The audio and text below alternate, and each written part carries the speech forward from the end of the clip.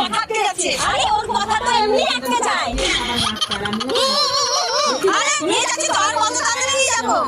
কি ব্যাপার দিদি, কি হয়েছে? ওনাকে এভাবে কোথায় নিয়ে যাচ্ছে? উনি খুব অসুস্থ, তাই হাসপাতালে নিয়ে যাচ্ছি। তাহলে তাড়াতাড়ি গাড়িতে বসান, আমি নিয়ে যাচ্ছি। না দাদা, এখন গাড়িতে বসানোর সময় নেই, তাড়াতাড়ি ডাক্তারের কাছে নিয়ে যেতে হবে। কি করে?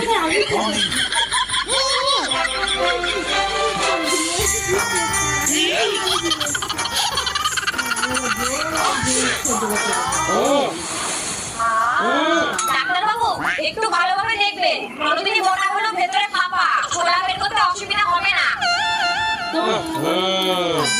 এটা তো খুব খারাপ ভাবে আটকে গেছে। এটা ছোলাটা ঢুকলো কি করে? আপনাকে ডাক্তারকে বানিয়েছে বলুন তো, এইটুকু বুঝতে পারছেন না? একটু চুপ করো তো। ডাক্তারবাবু, আজকে সকালে